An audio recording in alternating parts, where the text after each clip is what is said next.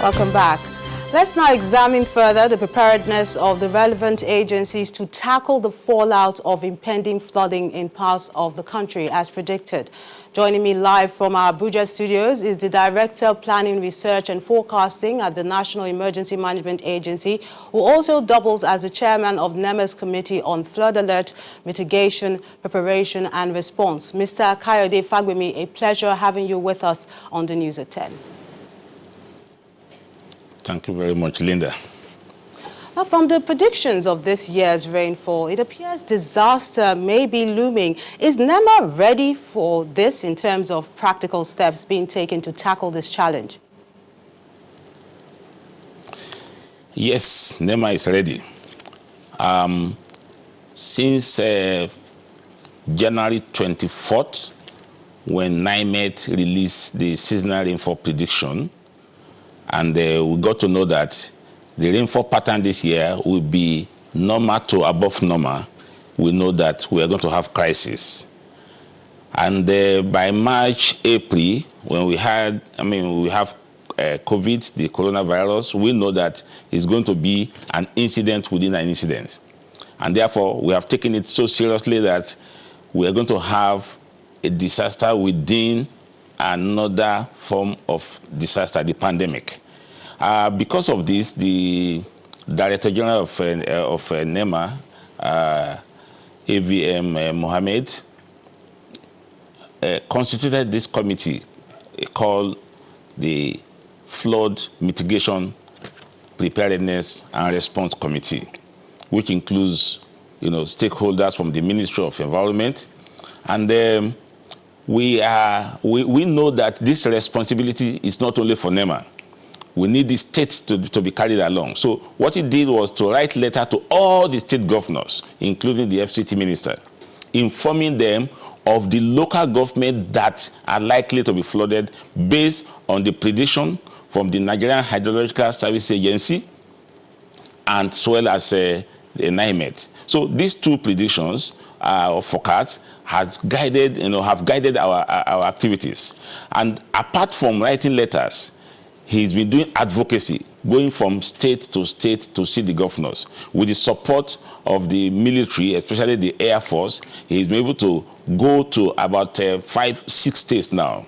He visited those states, he visited Anambra State, he visited Kogi State, he visited, just yesterday, he visited Zamfara State. And telling the governors that your state will be flooded. You need to do something. You need to take action. Apart from that, we have carried out early warning document. This document we produce. We have given to all the state government and the stakeholders, telling them that you can be affected. We know that flood on its own is a natural phenomenon, and because we're in the tropic, we have rainfalls, and because of some factors, especially the climate change, we are likely to continue to experience more rainfalls. What are the causes of flood in Nigeria? As we have said from your report, we see that most of the drainages in the urban area are blocked by our waste disposers. We see that our town planning authorities have allowed buildings in waterways or flood-prone areas.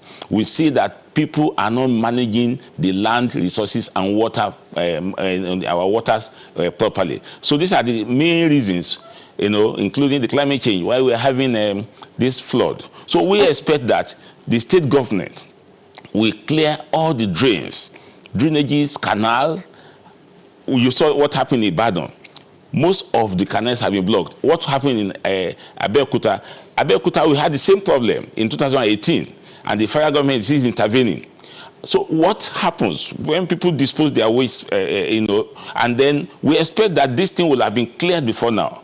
We also have appealed to the dam managers before now that because waters will be released from the dam. If you have excess rainfall and your dam is full, if you don't release water and there's dams collapse, it will kill more people. It will cause more damage. So now, we Mr. expect Fagbemi, waters to have been released before now. Mr. Fagbemi, if I may, now quickly just tell us, besides all these steps you have taken, you've also been warning that those living in floodplain areas should begin to look for alternative accommodation, that's to move to higher ground. So are you monitoring to ensure that people in the affected areas are abiding by this? We are monitoring.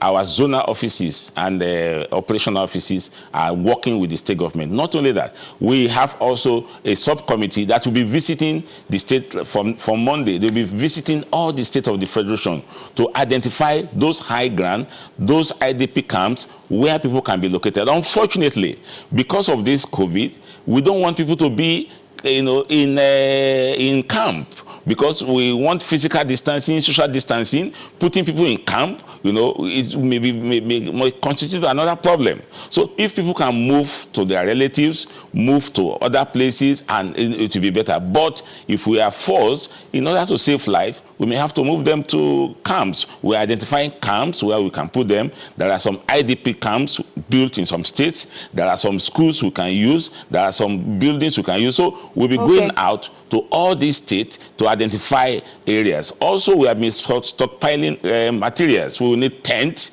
in some places. We will not get, in some places in Niger Delta, we may have to use tents, to where we can put people and also give them materials, mosquito net, blanket, mattresses, whatever, to camp them. And we know that these are things that we should not be doing every year. And therefore, we are working towards having an integrated water flood management system in this country. That's what can solve the problem. Thank you so much, Mr. Kayode Fagbemi, for sharing your thoughts with us on the News at 10.